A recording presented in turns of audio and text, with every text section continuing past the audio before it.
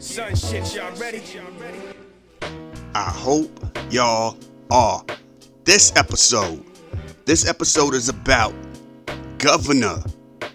former governor of Virginia, Douglas Wilder, the first black governor in Virginia. Look, military man and all that. This is that episode. You know what I'm saying? This is also the WrestleMania episode. And if you're wondering, where you been? It's been busy. See, let me say this part first. I had it in my head to do stuff about politicians, because what I was also doing, and I've told y'all, we would talk. It's that time of the year. You know what I'm saying? Midterms. And I'm like, let me gather up all of these Republican commercials and all of these Democrat commercials, and 1 week will be all Republican ads and just listening to them and going, yo, peep this. And then the next time we connect, we'll be all Democrats. I didn't know how crazy it is trying to collect all of this stuff.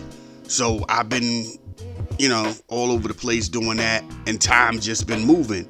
And it's like, and I want to really get more so the governors and the Senate race, not so much all the smaller stuff, just so you can hear the difference on what the Republicans are focused on, and the Democrats, because the Democrats aren't making anything better on their end either. So that's where everything kind of fell back for a minute.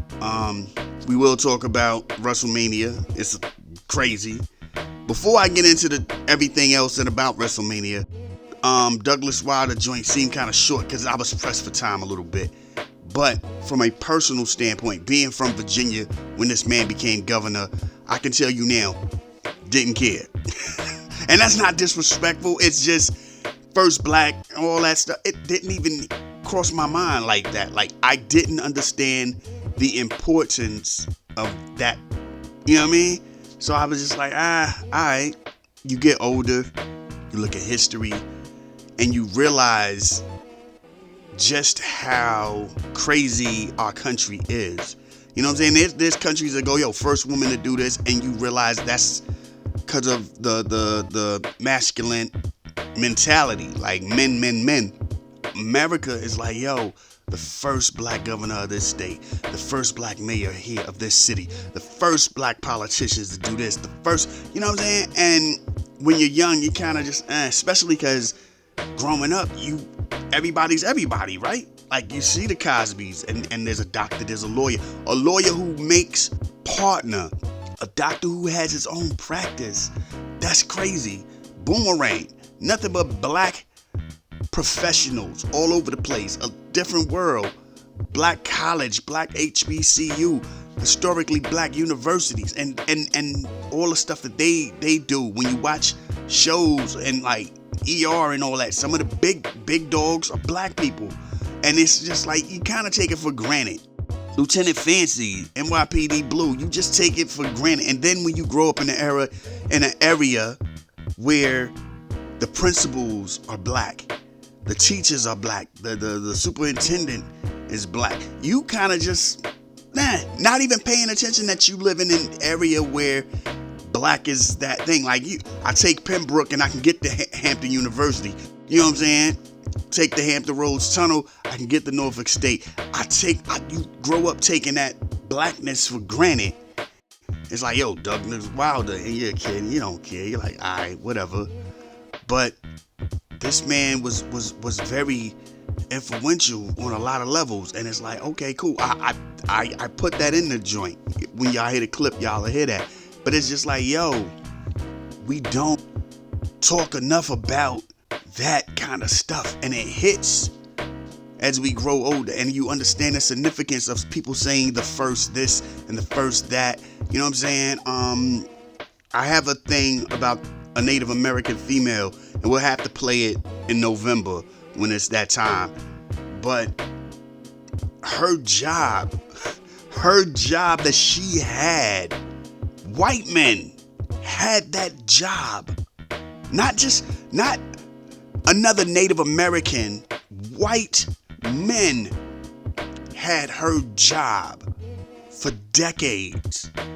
And they were like, let's vote a woman in. Let's not just vote a woman in. Let's vote a Native American in, and let that not only be a Native American, but that be a female. We're going to, like I said, when November comes, we're going to talk about that. We got that clip in the cut. My thing is, we take it for granted now. You know what I'm saying? I had a conversation a few weeks ago. Weird conversation. And it really kind of doesn't even pertain to first governors or first stuff like that. But it does pertain to the point of people saying stuff like, forget the past. Oh, that was back in the day. Oh, man, that was past. You know what I'm saying? Even when we can clearly, like Jesse Jackson just died. You know what I'm saying? A while back. Who lived through a lot of that. You know what I'm saying? And you can catch up with brothers in their 70s and 80s who know about the back in the day. And it's like, that's history right there. Walking right by you, bro. That's history you just said hello, sir, to. I'm just saying. It ain't. But it is. It is. You know what I'm saying? And this person I'm having this conversation with, we're talking that talk. And they're like, oh, man, ain't nothing been crazy like since the 50s and the 60s. They tripping. And I turned to him, because I'm talking to somebody else about something else. And I'm like, but nah, not for real. He's like, nah, not for real. I'm like, remember that wild movie, A Time to Kill? And this person is slightly older than me. You know what I'm saying? He's like, yeah, I remember that. You know what I'm saying? That movie came out in 1989. He's like, yeah. I was in college when that came out. All right. That movie was based in a time period of what? He was like, you know, like the 60s or something. 1984. He was like, for real? Googled it. My man Googled it. He was like, dang, for real? I'm like, yeah. That's how wild the game is. 1984. Prince, Michael Jackson, Madonna, Run DMC, the Fat Boys, Houdini, Africa Bambaataa, rest in peace. You know what I'm saying? Kool Moe Dee, Treacherous 3. You know what I'm saying? Melly Mel, the Fantastic. Melly Mel, Grandmaster Flash, the Furious 5. Cold Crush Brothers. You know what I'm saying? I want to say Culture Club. Phil Collins might have still been with Genesis at the time. Queen was still cracking at the time, if I'm not mistaken. 84. MTV was around in 84 when this racial incident happened somewhere down south. 84. You know what I'm saying? And it's a book. It was a novel inspired by a real situation that jumped off in Mississippi. And it's like, then 5 years later, we get the film. We get the film in 1989, another summer, Public Enemy, Spike Lee, 89, Kid and Play, MC Hammer. You know what I'm saying? Tone Loc, Young MC, Digital Underground. 1989, Queen Latifah, MC Lyte, Guns N' Roses, Bon Jovi.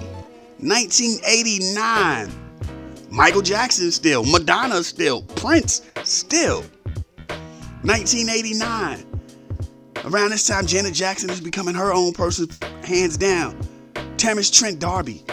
1989, Tracy Chapman. 1989, Sting, wrestling Ric Flair at some point, right? Hulk Hogan and the Ultimate Warrior at some point, right? You know what I'm saying? Chicago Bulls are still trying to get over that hump called the Detroit Pistons. And the Detroit Pistons are trying to make sure that they can get a championship against the LA Lakers. 1989 is when the movie comes out. It's the movie that we all start and go, oh snap, Matthew McConaughey's that dude. Who is this dude? I think Sandra Bullock's in the movie, but you know, she ain't important at that time. Matthew McConaughey becomes that guy before he becomes the rom-com king, and then we get tired of that. Samuel L. Jackson, for me, that is the role that I'm like, this dude. Because then when you start seeing him everywhere else, you just go, yeah, they deserve to die, and I hope they burn in hell. He was that dude. That's all I knew of him. I didn't know nothing about his name. He started starring in movies. A Time to Kill was based in 1984. You lived then. I lived then. You were, as you say, in college in 89. So that means in high school, you were in high school or middle school when this incident took place. And he just stopped and he stared at me. He was like, all right, bro. And I ain't even have to go into the whole joint about in the 2000s when the brother in Texas was dragged by the pickup truck. I ain't had to talk to him about during the social media age when the one man somewhere in Georgia, somewhere down south, was followed for jogging into the wrong neighborhood and was chased. We don't even hear about those cases anymore. You know what I'm saying? Like, nobody ever talks about those things anymore. Those are we consider those as one-offs. The internet, there was a time when social media just kept showing you racial disharmony, and we were just like, and we was like, white people were like, I can't believe that's the thing. Black people was like, man, it's a lot more often than I thought. You know what I mean? The thing in South Carolina with the military guy, he rolled up on the kid for being a neighbor who lived in the neighborhood, and he was like, I ain't never seen you here. He probably lived 2 blocks away. I ain't never seen you on this block. Why you on this block? I live in the neighborhood. That's the neighborhood. The Karens, the other people who do wild stuff. And there was a time when a lot of this stuff went viral because the people who were videotaping it were with the culprit, the person who's doing all the antagonizing. You know what I'm saying? That was the person who posted it, because in their head they were right, and to their people, to their group of whoever they had rocking with him was like, yeah, he shouldn't be there. I mean, all he had to do was point to where he lived, and that would have done what? There's video of people, when people post stuff, well, I don't know who he is and I don't know why he's trying to get. Ma'am, I got a key to get into the building. What are you talking about? Well, who gave you that key? I have a key to get into this building. You know what I'm saying? You see me putting in my passcode. I have a passcode. Well, and again, they post it because it's their phone. And on their page and stuff like that, you see people commenting. All they had to do was just tell you where they stay. Why they making it so difficult? Why would I need to explain myself to you going into my living quarters? You don't have to do the same. Why would I? Explain that part to me, and they can't. So then it becomes bigger because now somebody else grab it, and when you post it, another thing. And that's the thing about life. Life in general is we could see the same thing. We could go through the same situation. You think you're in the right. There's going to be a whole nother group of people that think you're in the wrong. So your group versus this group, and then becomes the morality thing. It gets split down the middle. Then context and narrative takes over. And whoever wins the narrative and context battle wins the argument hands down. And most of the time, those people aren't the winners.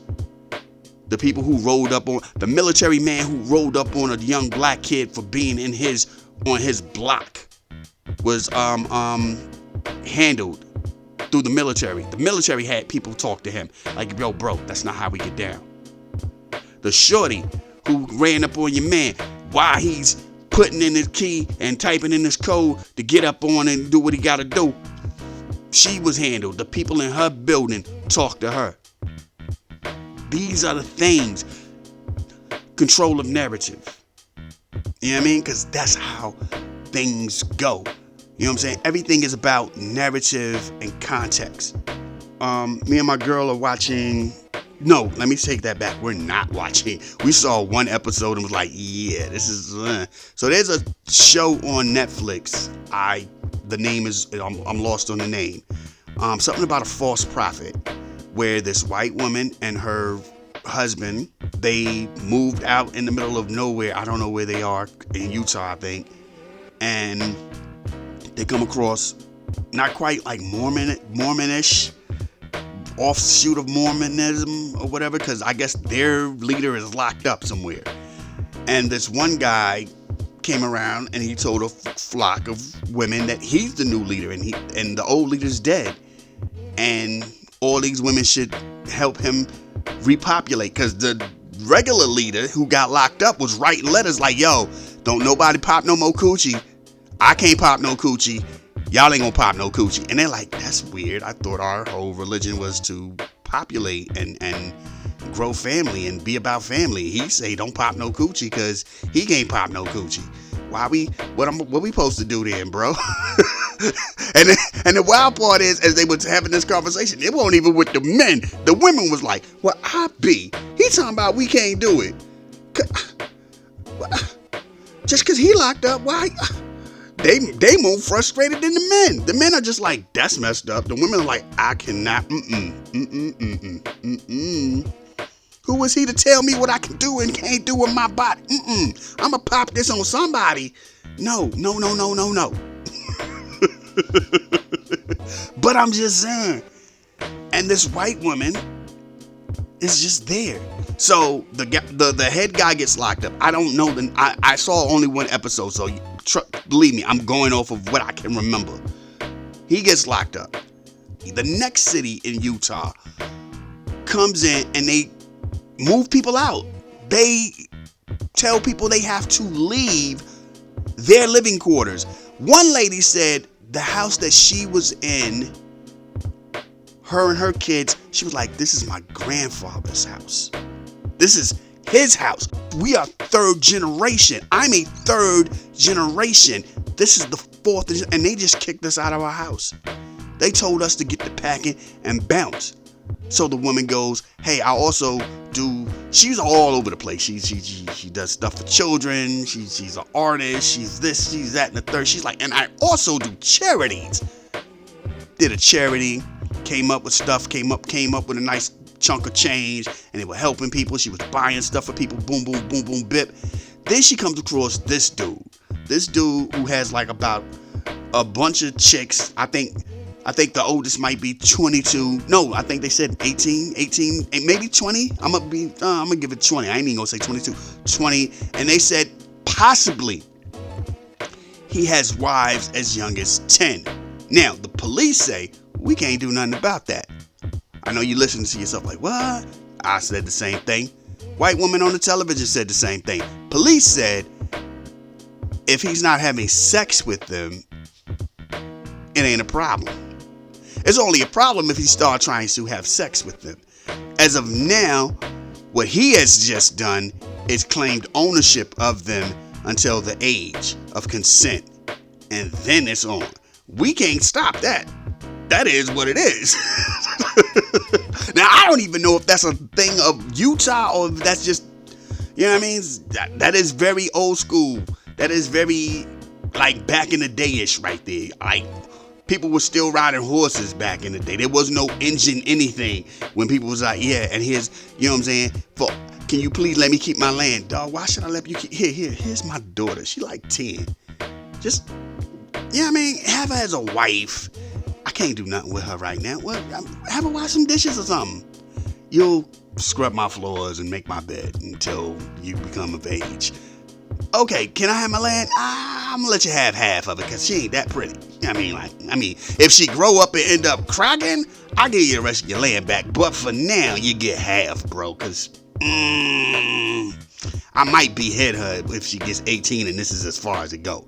Unless she can make me a boy. If she can't make me a boy, you know the other two brides over there, you see the heads decaying? Yeah, gave me girls. So where are the girls? Don't worry about where the girls at. When time comes, you better hope she makes me a man. Boom, and then it's on. And I might even give you land. I crack it with her, and I have a son. I'll give you extra land. Is that so? He's just out there in the bushes. Psst, psst. Yennefer, come forth. Yes, father. Here, eat these berries. I know it's that time now. You're getting this. It's rumored to make sure that you give men, because we need strong men. No more milk. Don't eat bananas. Don't eat almonds. Just these berries. Okay. She becomes 18 or whatever is the legal age back in them days. King get the crack in, clap, clap. You know what I mean? Baby come out, it's a boy. It's a boy! Sir, you have an offspring who is a male, someone to precede you when you leave. This is your heir. That's what I'm talking about. That's what, High five, ugly girl, because you still don't look good. You still ugly. You look just like your daddy as you got older. Ugh. Bring his father. Yes, sire. I have a son now. Your daughter gave me a son. We good? We good. So, you have all your land, and I will take about 50 acres of whoever is on to the left of you, and 50 acres of whoever is to the right of you. The right of me. Yes, the right of you. That would be the Johnson's farm. Okay. And I gave him my other daughter just so he wouldn't invade on my half of the farm that I did have. Well, now you have half of his farm, and you let him know that the king said that. Or should I bring my people and burn the half he has away and kill him? Nope. I'll let him know. Can you also, since now I have half of his land, can I get my daughter back? How many kids you got, man? Anyway, I don't know where I was at. 10. You could have the kid, you could have her and be with her, but you know what I mean, you have her in the cut, you can have her in the, you know what I'm saying? You know what I mean? As emergency. Like when she gets older and it's like, man, I need a son. One more for the girl. Blast, come here, girl. And, you know, she's like, oh my God. You know, who knows? She probably couldn't wait. I've been waiting. I was waiting. I'm 18 now. I'm 19. I thought you forgot about me. I didn't forget about you. It's just, you know, as you see, there's a flock of brides. You was, you know, I got to go by ages, and you just hit there. You know, there's a few brides in front of you. It's like 5 or 6 behind you. But yeah, it's your turn now.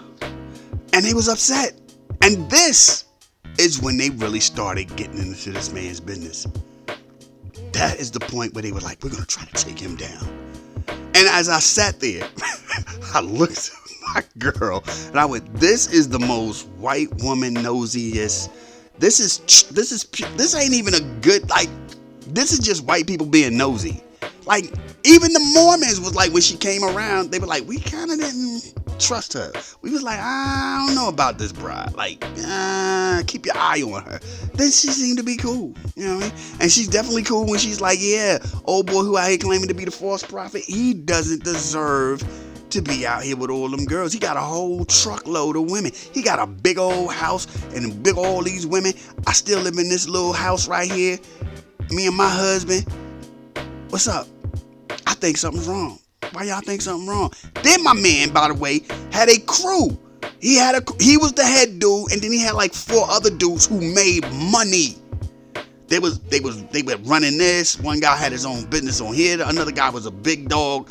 You know what I'm saying? Had an office space somewhere else with his joint. The same thing with the other guy, and they were investing into him and his thing. And he was like, yeah, whatever I don't want, I'll let y'all have it. You know what I'm saying? But I'm kind of greedy. So I'm pretty sure he just gave away all the funny face looking brides. Like, yeah, funny face. You can be with one of them. Y'all can fight it out or wrestle it out or rock, paper, scissors. But you can take that one. You can take this one. You can take that one. Why you don't want them? Well, now they're too old. She's like 25. That's just Leonardo DiCaprio style. I can't get with that. Okay. How many times you crack it? Twice. Okay. Rarely used. All right, I'll take her. And they was cool with that. They were just getting his leftovers. It was wild. Again, only saw the first episode, and that's all I saw in the first episode. And I just was like, this is nosy white people stuff. I'm good. I'm hyped with this. And we stopped watching. We ain't even attempted to go back to that. It's just like, it's still just in the thing. Continue watching? Nope. I'm good. I don't even think I'll watch it anymore of it because I just don't understand why would you be that nosy. Anyway, what else has been going on? WrestleMania. WrestleMania was this past weekend. WrestleMania was different. WrestleMania has had a lot of negative energy around it from the fact they went back to Las Vegas. The ticket prices was high. Las Vegas is expensive to live in and to visit in general. Then I guess because the tickets weren't doing good, the company that owns WWE, TKO, was like, let's bring celebrities in. Salute to I Show Speed. You know what I'm saying? I don't hate on no brother doing anything. Him and the other kid who hangs out just sitting in his chair. Yeah, I don't hate on none of that. Do your thing. My thing is, they have to hope that this works out. Like, I Show Speed is dope. You know what I'm saying? Like, he's like Jake Paul. He took to that wrestling thing like that. Now, they also say because of something like that, there's too many celebrities. I don't know. The first night, it was, you know what I mean? And then they tallied up the 4 hours. There was only an hour and maybe 30 minutes, anywhere between an hour and 20 and an hour 30 minutes of actual wrestling. I remember even telling my girl, because she was on her way home, she's like, what you doing? I'm like, I'm watching wrestling. It's like the main event, 9 o'clock, about 9:12. I'm like, yo, Roman Reigns is still just getting in the ring. It's like 9:12. This is the intro. She's like, really? So who else is wrestling? I'm like, you wrestling Cody. Cody ain't even came out yet. Cody took another 10 to 15 minutes. They didn't get in the ring together until around 9:30. The Pat McAfee Jelly Roll, whatever that is, that's another 10 minutes.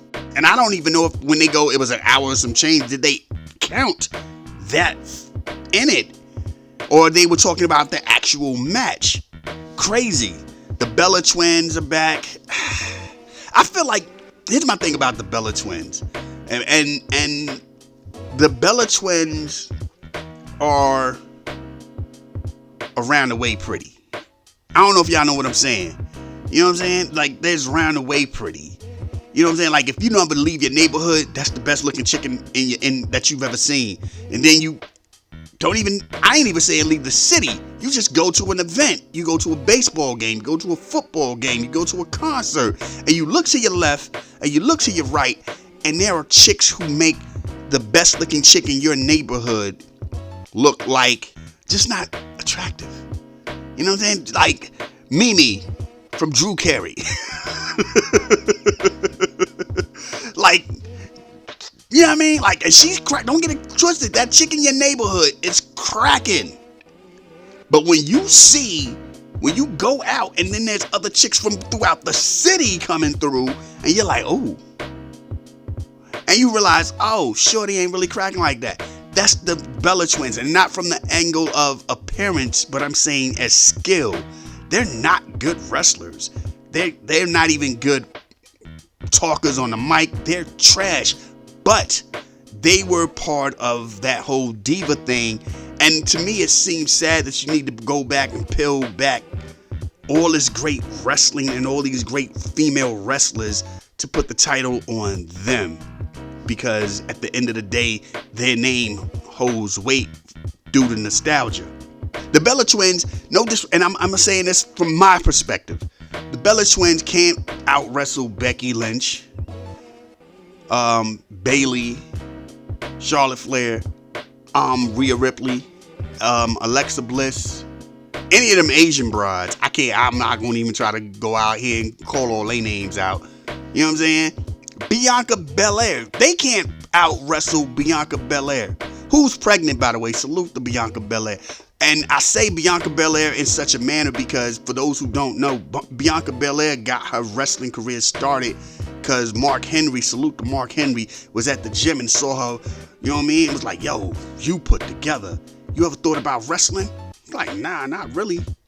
Yo, take my card, come to the camp, boom, boom, boom, we try you out. She became a wrestler, became a title holder. The Bellas can't out wrestle her. And she didn't even want to be a wrestler. I don't think they wanted to be a wrestler either. That's not even the point. Point is, she took the time to be that. they still was like, we're pretty. And it's like, Paige came back. So one of the Bellas, the last Bella and Paige, because one Bella was already there, the other Bella came back. So that was the whole thing. Like, man, we got both of them. Let's put a title on them. But the other shorty got hurt. They gave the belt to Paige, and that chick, salute to Paige, who still looked like she needs some color in her life. And then, let me rephrase that. Looks like she needs to tan or something. Cause if you know, she done had some color in her life.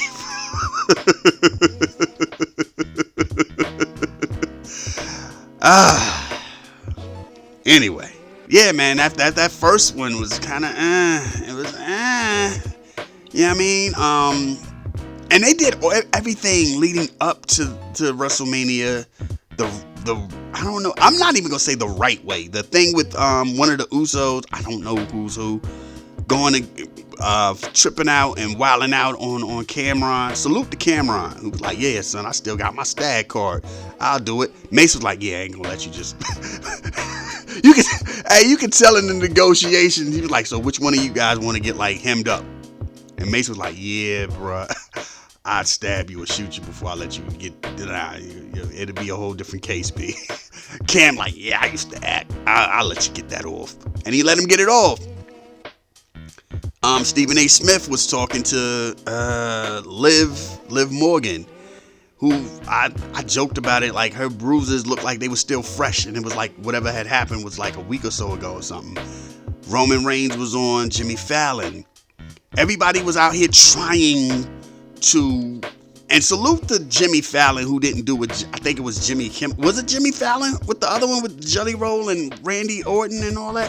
Whoever did that, whoever Night Show thing did that, and y'all, they was tripping. The money can't be that good. It might have been, I don't know. Money ain't that good. But yeah, man, that night one was oof. Night one was crazy.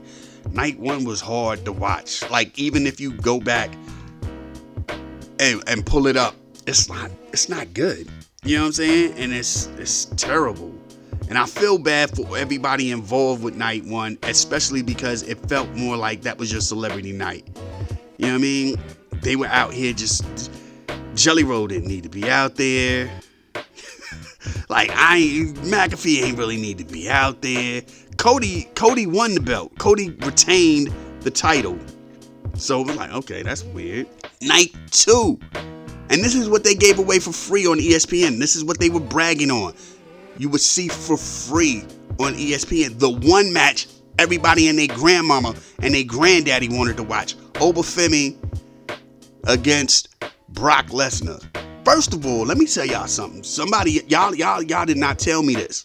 And I'm going to keep saying this. Why didn't y'all tell me that Femi looks like a super swole cock diesel version of Omar from The Wire? They put the close up on that brother, and I thought that was Omar for a minute. I'm like, God dang, Omar? Nah, that ain't, oh, God. Woo. Okay, Omar on steroids. I ain't saying that brother's on steroids. I'm just saying he's super swole. Like he put the Bane juice in him or something. You know what I mean? Like, yeah, son. Ugh. It was something that just went through my head, and I was like, I'm better keep this clean. But I'm just saying, Omar put that Bane steroid in his joint, and they roll up on Stringer Bell and tell brother Mozone, hey, I got something for him.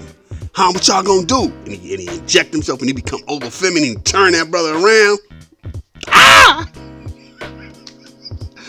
Hey, that's more, look, that'd be less like The Wire and more like Harlem. When the joint with Forrest Whitaker, and they always want to get them answers, and they be like, yo, word, it's like that. Yo, get my mans. My mans come up in there unbuckling this joint, like, yeah, he'll talk in a minute. And they be like, ooh, you lasted for like 10, 20 minutes. I don't know if you loyal or you liked it. Super Swole Omar over Femi beat Brock Lesnar in like less than 5 minutes. Salute to Brock Lesnar too, by the way. I don't know. I don't watch wrestling like that. I don't watch the shows. I only watch the what used to be pay-per-views are now like the premium live events. I only watch them. So I don't know nothing about all the extra stuff, but I do know this brother left it all on the ring, left it all in the ring. He took the boots off, he took the hand joints off, and he bounced. I don't think WWE and TKO would have allowed that to be free. If they had known that was going to jump off, they wouldn't have let that be. Like, no, that ain't gonna be the free match. Nope. That ain't gonna be free. They got to see Brock Lesnar call it a day for free. For free. And Brock Lesnar beat The Undertaker. And The Undertaker did that. And then TKO, I don't even think TKO was even involved at that time. That was back when Vince was still trying to figure out what to do with Saudi Arabia, and money started kicking in. And it was like, yo, Undertaker, we need you back, bro. I've retired. I mean, you ain't say it. No, I said it. I left the hat. I left the trench. I left the boots. I left it all in the ring. What you mean I ain't say it? I said it. You ain't say it. Saudi Arabia wants you to come and wrestle for them. I'm done, Mr. McMahon. I'm done. Look, bro. They say they're gonna give you $30 million. What do you mean they gonna give me $30 million? They gonna give y'all $30 million? No. You personally will get $30 million. My back hurt, bro. I'm good. Click, click. A couple of days later. Come on, Vince. I told you no. $60 million. And his wife is like, $60 million sounds way better than $30 million. Do it, dog. Who am I gonna wrestle? They want you to wrestle Goldberg. Goldberg? Let me think about it. Call up Brett. Brett. It's the Undertaker. What up, Undertaker? Yeah, man, they do. $60 million if I go to Saudi Arabia and wrestle. I thought you retired. I saw the joint. You left this. I did. Vince called me. Vince don't never let nobody retire. I know, but I did it. And he's talking about $60 million to come out there to Saudi Arabia. Who you gonna wrestle? That's why I called you. Goldberg. And then all of a sudden, Brett just goes on. You hear Brett just smashing stuff. That mother. I can't stand that mother. Hurt that mother. Wrestle and hurt him for me. I can't stand that mother. I'll do what I just wanted to know. What would you do? I'd do it, and I'd really hurt him for real. Hurt him for real for me, baby. Come on, man. Do it for your homie. I see what I can do. And then he ended up wrestling again. He even went back to WrestleMania. I think he won. How many matches did he win? At some point, like 3. They were like, the streak is starting over. No, stop. There's no set. That's not what we're doing. No, we're not doing that.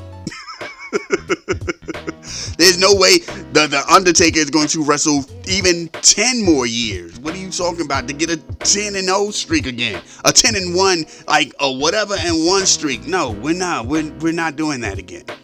But you know what I mean? Brock retired.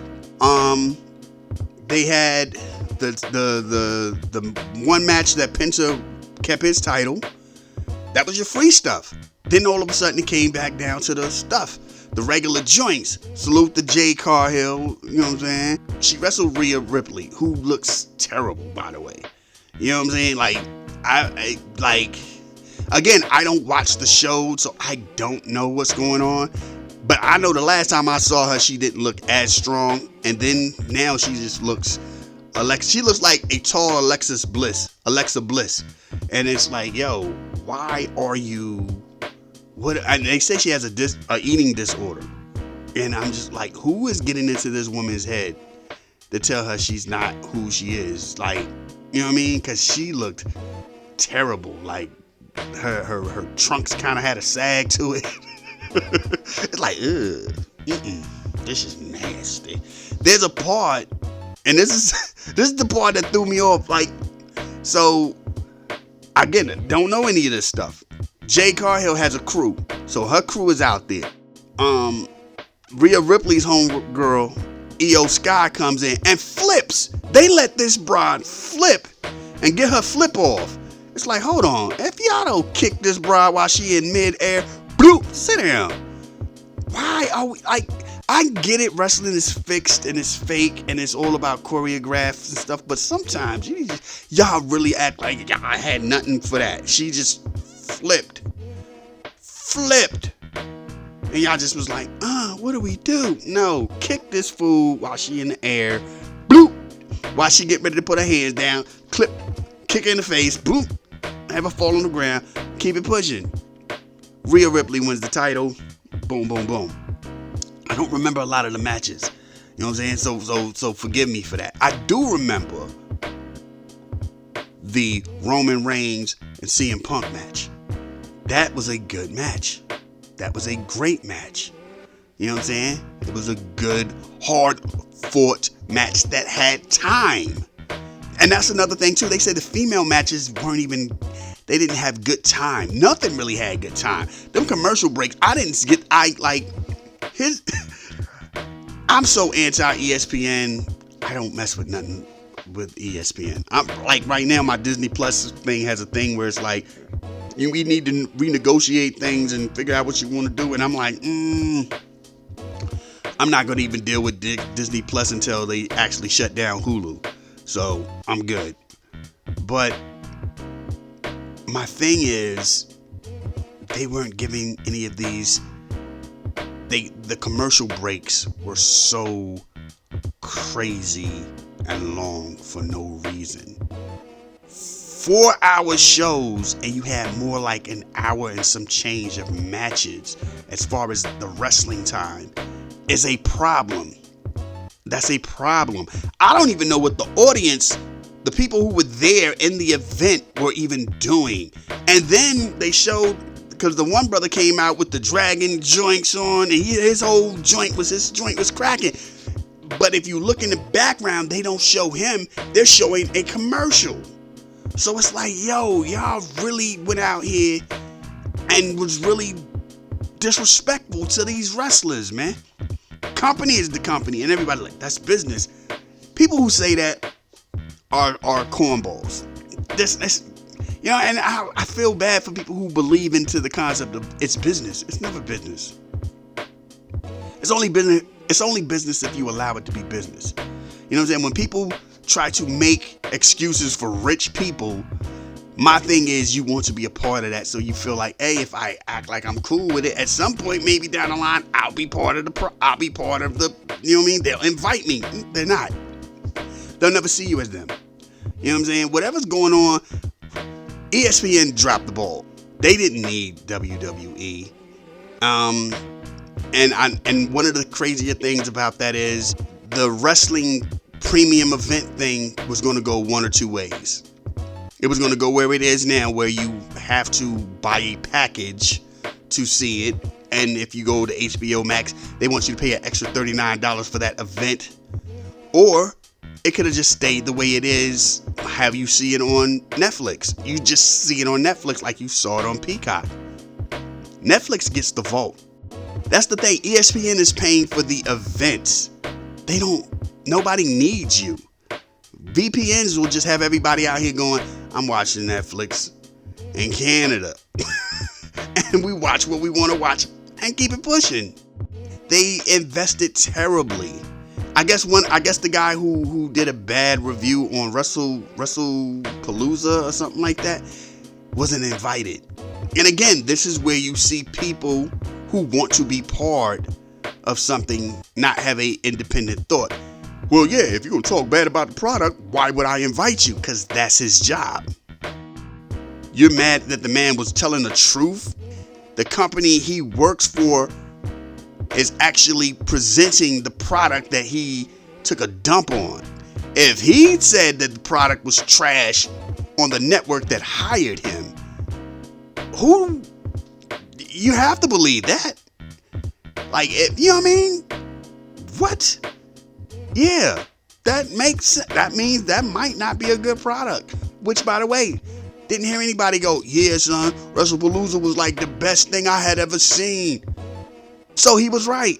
He gave it He said, nah, they ain't even let me do, they ain't invite me to come through. And people are like, yeah, that's right. I mean, if you're going to talk bad about the product, why would you? That's your job. He actually gets paid to do that. You get to just make comments for free. There are people who, like I'm doing it for free. ESPN ain't paying me. Nobody's paying me to go, this is what happened. That's that man's job. WWE, TKO didn't like what he had to say, and ESPN was like, yeah, okay, cool, we'll fall back. It's not going to get any better. I don't know what the reviews are, but they're not going to get any better because it was trash. ESPN dropped the ball trying to be greedy and grab wrestling. ESPN has flirted a few years ago with talking about wrestling and making it a big thing to now own the rights to present it. Makes it different. That was really what the whole unlimited plan was based on. The whole unlimited plan was built around WWE. For people who don't know, they were like, and we'll have WWE.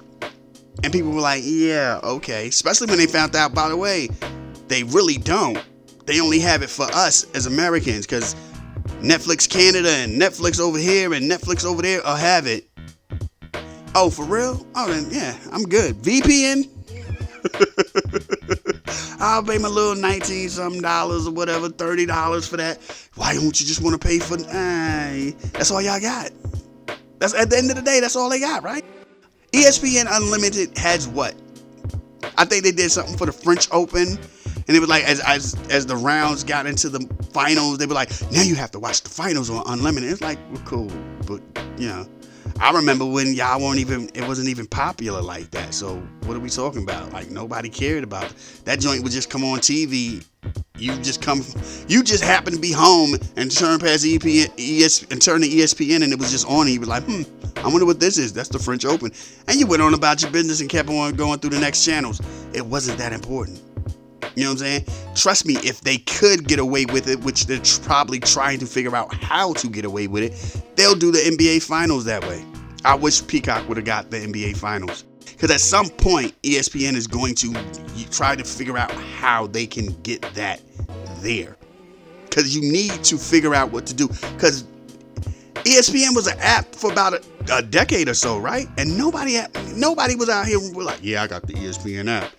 Now you have to have the unlimited joint, and it's like wrestling is their big thing, but again, people are trying to find other ways to watch it without dealing with them. So you played yourself. You lost money. WWE doesn't care. You paid them. They're straight. We're good. How y'all figure it out is on y'all. We did our part. We're presenting this product. We have a contract with you for that here in America. If they do what they do and get on the VPN, it is what it is. WrestleMania was I mean, think about it. It's Friday. Today is the Friday, the 24th. And nobody's talking about it still. Nobody cares. We used to talk about WrestleMania for about a week or two. Oh, man. Yeah, you know why? Because in WrestleMania, you know what they should have did? And we do stuff like nobody. WWE is in trouble.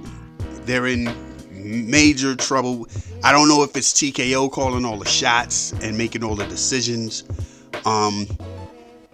Word has it, back in the day, and when I say back in the day, during the scandal with Vince McMahon, that Vince still kind of had influence. They were still reaching out to him. They were still having conversations with him. They were still like, yo, he can come through and, sit in a meeting. And Triple H was like, yo, son. Triple H was like, yo, son, what are we doing, man? So is this my joint or what? They never truly... The wrestling business, the business never cares about the wrestlers. Triple H at the end of the day is still a wrestler. He still thinks like a wrestler. There's still those things of, hey, man, you know what would be cool if we did this? Hey, yo, you know what angle would be cool if we did? He still has that mentality, but he has to also talk that business talk to the businessmen. Vince McMahon was never a wrestler.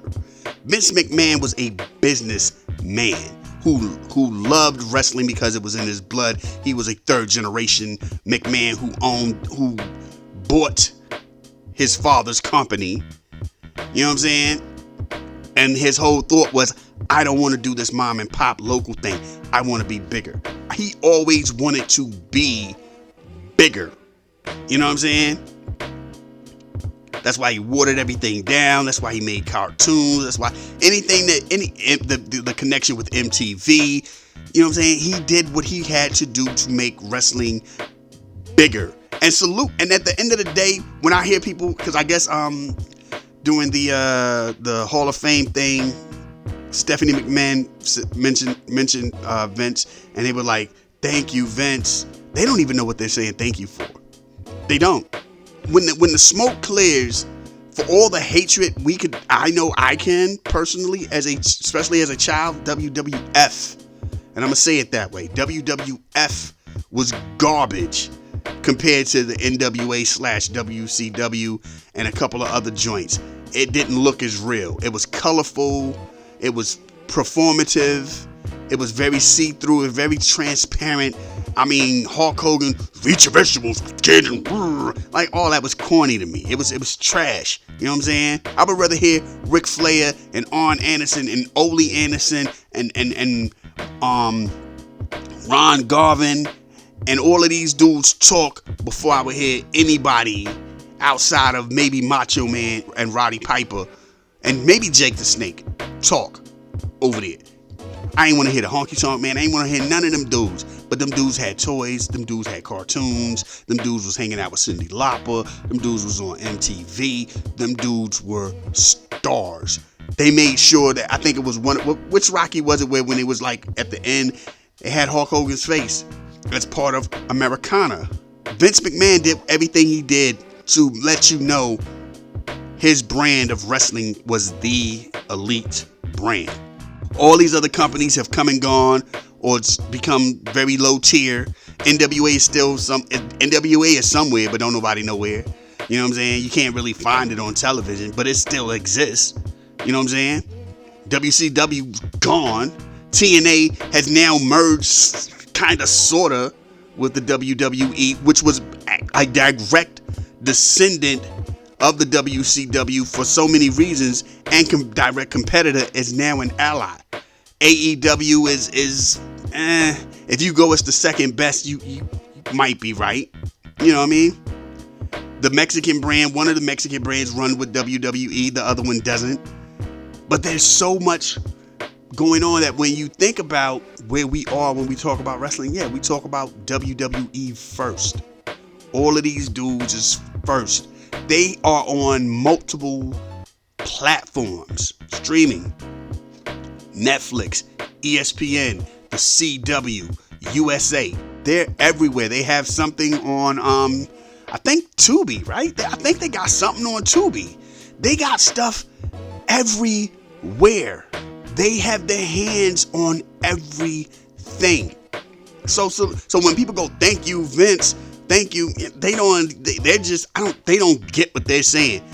This man has put that work in since he bought that joint from his father in the 80s. He's been putting that work in. And this is the end result, everything that we see now. So, but TKO will be the reason it will be WCW if they don't watch out. I will say that much. If they don't watch out, they will, not AEW, WCW.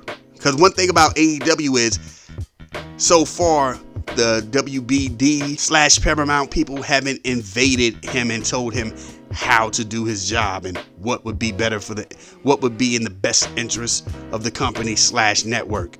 You know what I'm saying? TKO is doing that. You know, so it is what it is. You know what I'm saying? I feel like I talk too much, and I still didn't say anything. How did I like it? I liked some of the matches. I had to go back and watch.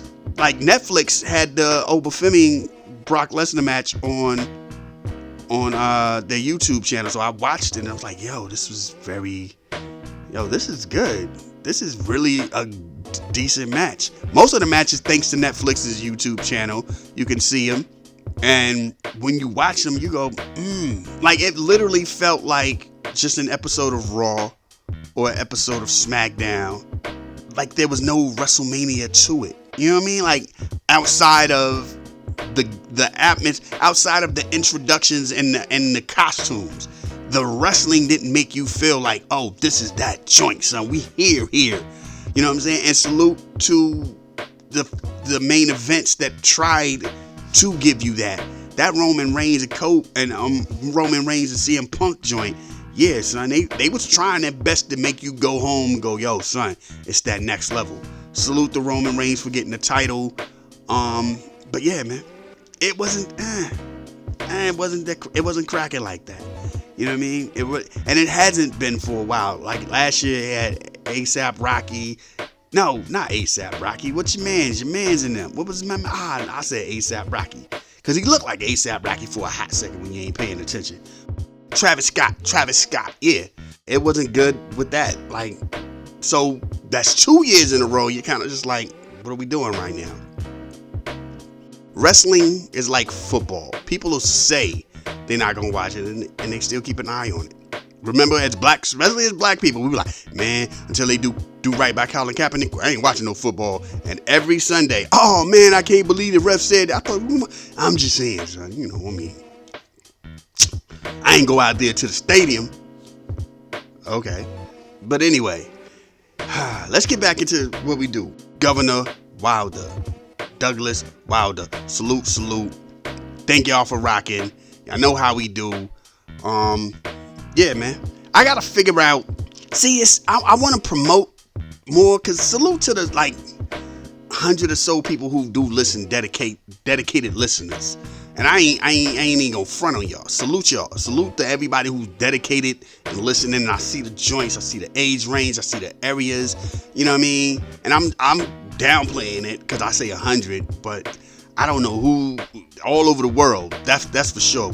So salute to all of y'all listening all over the world.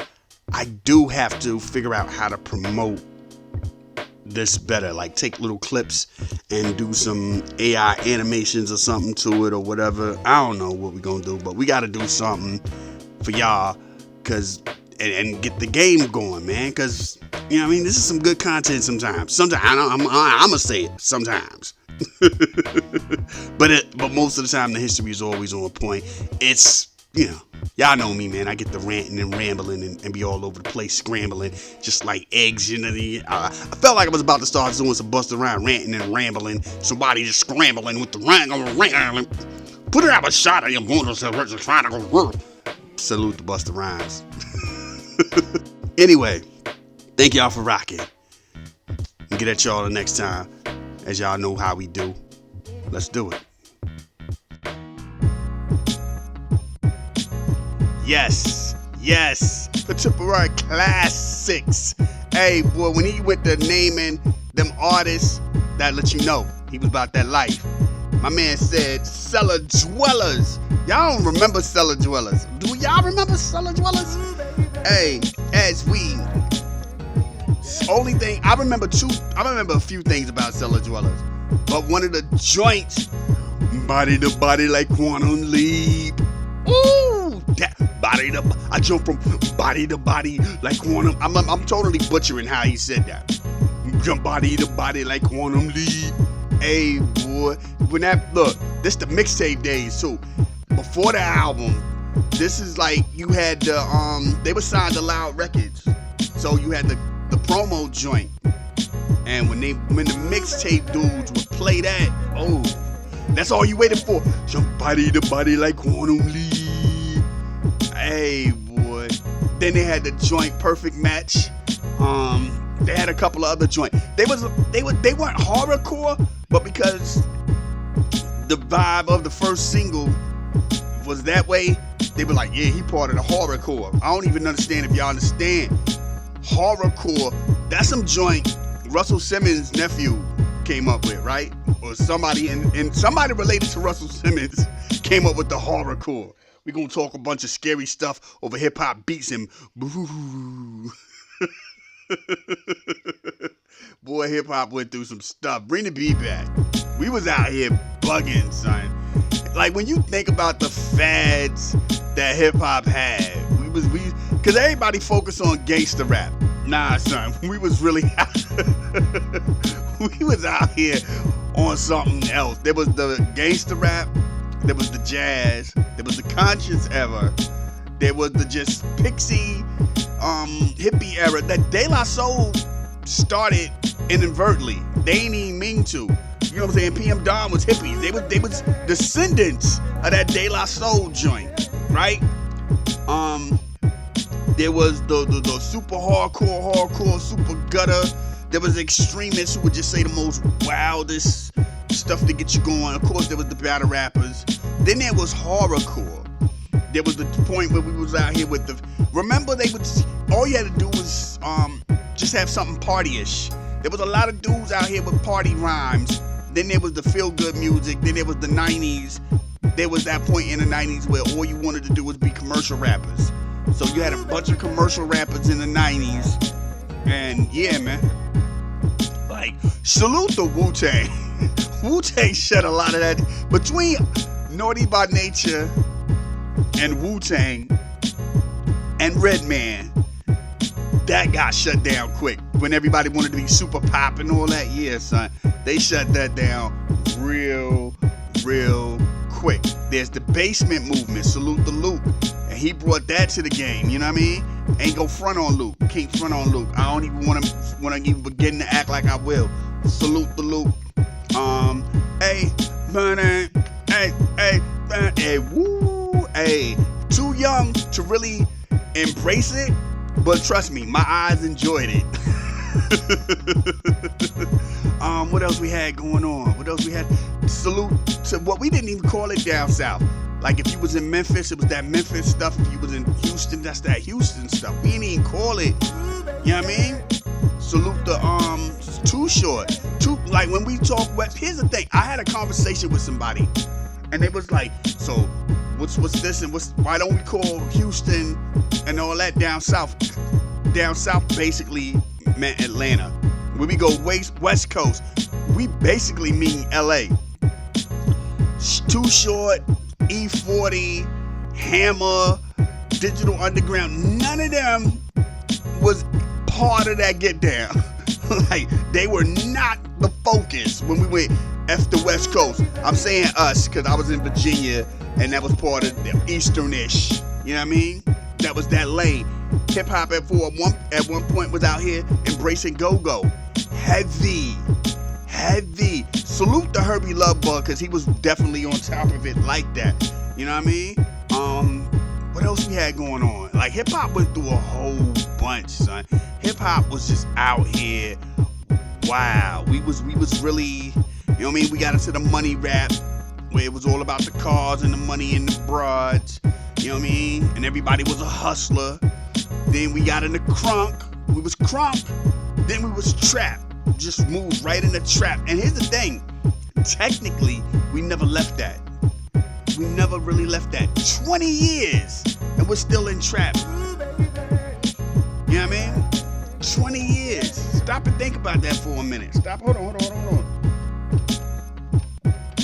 God dang it. What? Stop the beat. Think about that, man. 20 years. Trap. 20. 1988. Boogie Down Production. Rakim. Public Enemy. Stetsasonic. MC Light. Big Daddy Kane. Biz Markie. EPMD. Milk. All NWA as a group. Eazy-E as a solo artist. 1989. DOC, Special Ed, 3 Times Dope. So many artists between 88 and 89 changed the landscape of hip-hop. And I want y'all to understand as I say this. By 1992, and I remember that, not even 92, 91. By 1991, by time Naughty by Nature is getting hot, going into 92, when you heard mix shows, when you heard mix tapes, when people said, let's bring it back to the old school, they went straight to, and I'm still number one. DJ Dot, yeah, he down with us. 3 years ago. That was like 3 years ago. And it felt like forever. forever. Bring the beat back. And I know a lot of y'all are listening and thinking to yourself, it really did. 88 to 91 felt like forever. We talked about it like it was forever. We was out here like, man, remember? Like, yeah, I do. It was a few summers ago. What are you talking about? Hip hop changed so, and I always say that, like, that's always my go-to. 88, 89, and by 91, all of that was ancient. And yet, trap is here for 20 years. And you have a bunch of people trying to convince themselves that means trap was just cracking. Nah, it don't. Everybody figured out the formula and they just stuck with it. Back then there was no formula, so you were always the next person, the next group, the next, even a rapper themselves were always trying to innovate. De La Soul, 6 feet and rising, 3 feet and rising. The first album, I'm tripping. The first album sound totally different than when they dropped De La Soul's Dead. Tribe Called Quest, the instinctive rhythms and all that Low End Theory sound like two totally different groups. Rappers were doing that. And I'm not trying to say this in a disrespectful manner. Future joints all sound like Future joints. You know what I mean? Drake joints all sound like Drake joints. Kendrick and J. Cole and a few other artists. What's my man's name? Tyler the Creator. A lot of these dudes go in trying to bring something different, and people like, why you just, We're out here. I've seen people do this. Complain that Pusha T is still pushing crack. But the other side of it is, that's all y'all want from him. That's what y'all want. Y'all don't want him to be Jay-Z and evolve. Because when Jay-Z evolved, I don't know what he's talking about no more. You know what I mean? So, yeah, it's just one of them things, man. Don't ask me how I got here playing all this music. And then my man was like, I forgot the word he said. Something about classics.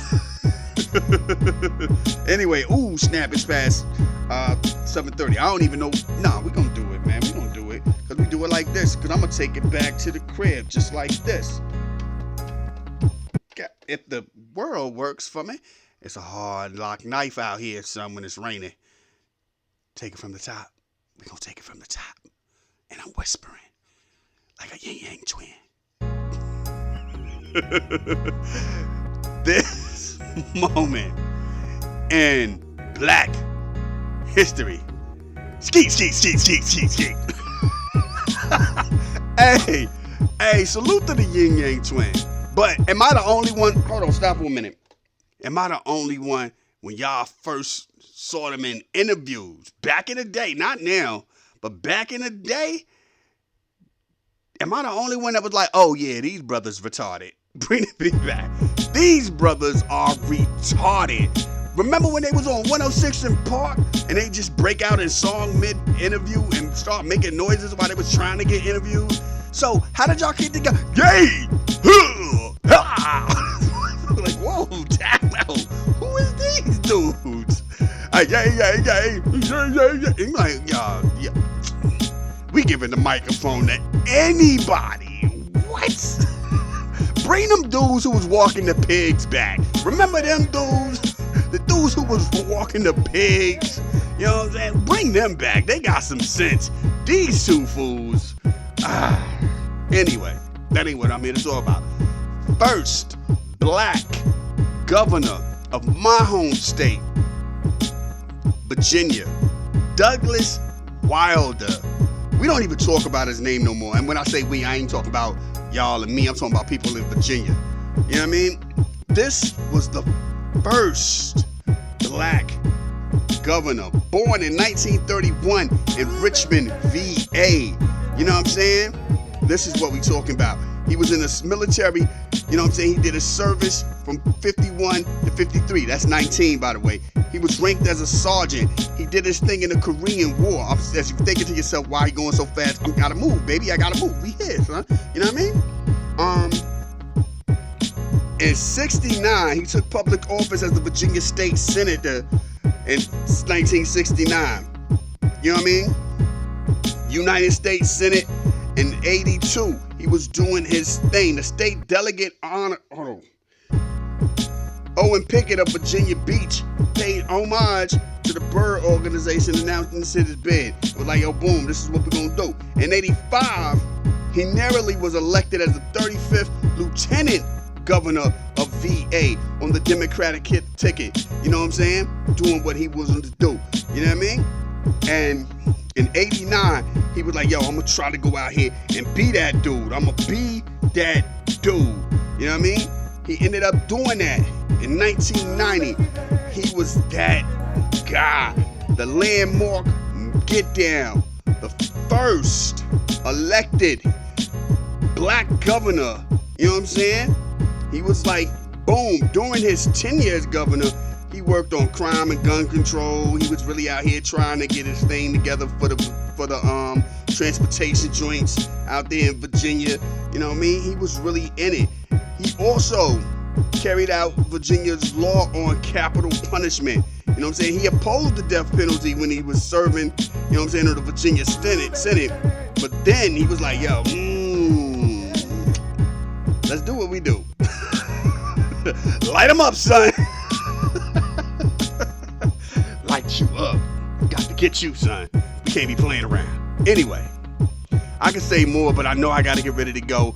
And I've been out here bugging. Please look up Douglas Wilder. He ain't related to the boxer who be out here saying words all wrong. And that was before he even was getting knocked around by Tyson. He was just used to just say everything. The best thing he ever just said, we use that to this day. To this day! Let's get into what we do. Legal Crime Radio, y'all already know. Boom, boom, bip. Boom, the bip. The boom, bip. Let's go. Look, y'all heard me clearing my throat. Even though I got to go, this is how we do on a Saturday when it's universal and you hear it every Shout out to all the reggae artists out there. I don't know where I was going. I was just out here playing music, man. Yeah. But anyway, this is what we do. About to go watch the last 2 hours of WrestleMania while the music playing. What the music playing? Something good. That's why I let the music play. If you know, like I know, let the music play. Yeah. Did you get Michelle A to come up in that joint? Let the music play, yo. Salute to Michelle A, man. Word. Anyway, this is what we do. This is how we get down. Thank y'all for rocking Wednesday slow jams. Yeah, man. A lot of oldie but goodie joints, son. Ooh wee. Hey, but anyway, we gonna holler at y'all like that. It's like that, y'all. It's hold on. Dr. Dre said it's like this and like that and like that and it's like that and like this and like that and it's like this. So I don't know how I look. I messed up though. I know the song. I know this song. I don't know how I messed up. Anyway, whatever. We getting ready to get up out of here. Like 1 for the money, 2 for the show. This is how I usually let it go. They say you only live once. That is a lie. You only die once. So if your God allowed you to continue your journey, please show the world the best version of you. Y'all be safe. Peace. I don't even know who's main event tonight. Peace. This is a Soul of Art presentation.